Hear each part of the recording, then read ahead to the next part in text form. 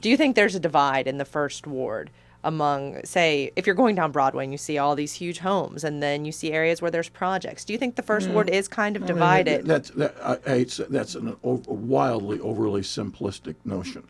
You go down Broadway and you see a lot of big homes on Broadway, say between Garth and West Boulevard, and a large portion of those homes are already been bought and broken up into rentals. In other words, we're seeing some of the same kind of process in that particular area on the north side of Broadway that you saw in the East Campus area, where we had these really nice old homes that, in fact, were probably really too big for single families. And that area between College and, I guess, William Street now is virtually all absentee landlord owned, and most of those homes have been broken up into apartments. So you can see some great big buildings, but it's not necessarily predominantly single family houses anymore. Now, the north side of West Broadway there is probably more single family than some other place. But you go to the south side of West Broadway, I think you'll find just across the street a dramatic change in the percentage of owner occupancy versus rental properties. And that kind of thing really is typical. It's not about have or have nots, but you're talking about parts of the city, especially close in, that were the city for a long time, and they were the places where all kinds of people built. And Broadway was a place where a lot of old homes got built.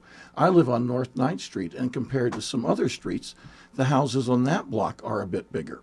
You certainly go over to North 10th Street, which is a much older street for this purpose, and there are a lot bigger houses there than on 9th Street. My street used to be a horse alley between two main drags. Back in the 1900s, when you had 200-foot lots, and at the back of the lot was either the stable or the horse barn, or you put your carriages. Well, we started having cars, and so real estate development took place. They halved the depths of the lots and managed to double the number of house places that you could build houses on. So the first ward, I mean, there's a lot of statistical stuff about the difference in income, media, all this kind of stuff, north of Broadway and south of Broadway. There is a real history of that. A lot of it has been written over a period of time. But that's not enough to describe the central city, especially if you're going to do a macro stuff. There's this enormous population development way north, and that's north of Broadway. But that's mainly brand new. The north of Broadway First Ward as a residential area is essentially smaller houses on smaller lots, that one section of West Broadway being slightly different and maybe parts of North 10th being different.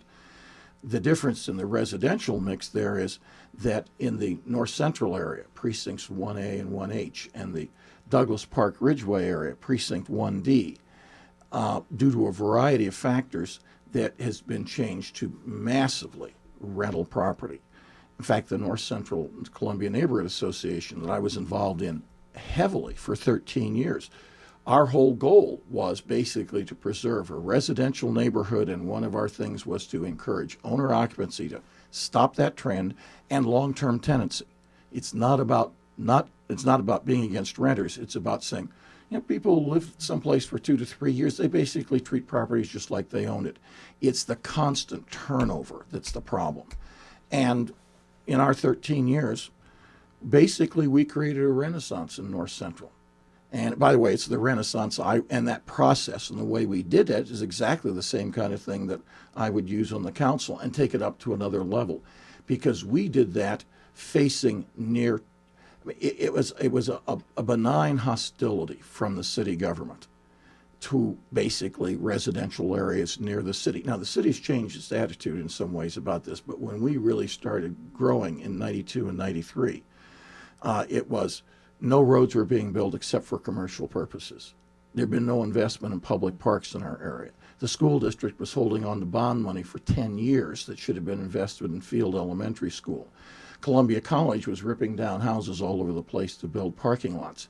And in the 13 years that I was there, and that neighborhood association, which I'm quite proud of, and I'm particularly proud that even though I'm not involved any longer, it is going on full guns.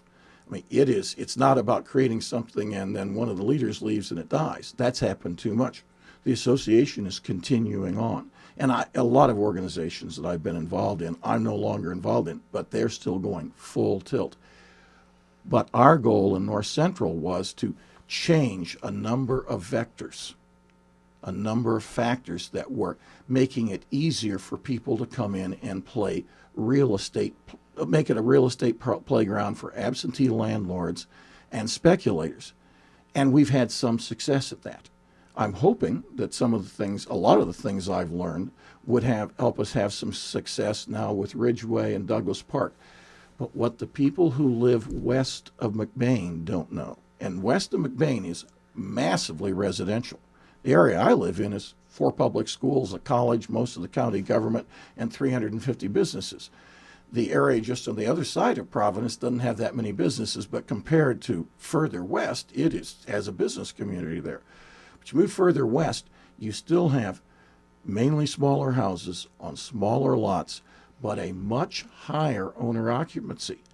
But as Columbia has grown and is growing, it is going to become the playground for speculation and the typical kind of thing. By the way, if you want to make some money, let's go buy a house and let's divide it into 2 and we can rent it out for more. Then if you really do it right, using that facetiously, then you really don't keep it up well. And by the way, that means that the properties around it go down in value so you can buy more. You get the idea. And this is before you get to some bad zoning rules. In North Central, the city, by the way, has a home-based building ordinance. It's just are meant to make sure that nobody runs a business out of their house. I mean, they're designed for that. I would like to change that, but it meant that somebody who wanted to buy a house in North Central and maybe have a home-based business that wasn't obtrusive, didn't take up a bunch of parking, when they went to banks, they were at a major disadvantage. It was much easier for a residential rental landlord to make the case to the bank to loan them money. There are a whole series of vectors like that. Well, we changed some of those in North Central. Property values are going up, and it's not yet because gas prices have gone up. That will have an effect. It's because of what we did. We made the neighborhood visible. We made it vital. We did all kinds of things. And in fact, I want to see neighborhood associations across the First Ward. Frankly, I want them all over the city, because this is where people actually learn to talk to their neighbors about the things that concern them because they live there and they live next to each other. And then they learn to get involved and find out they can have an impact. And that's how you get engaged citizens.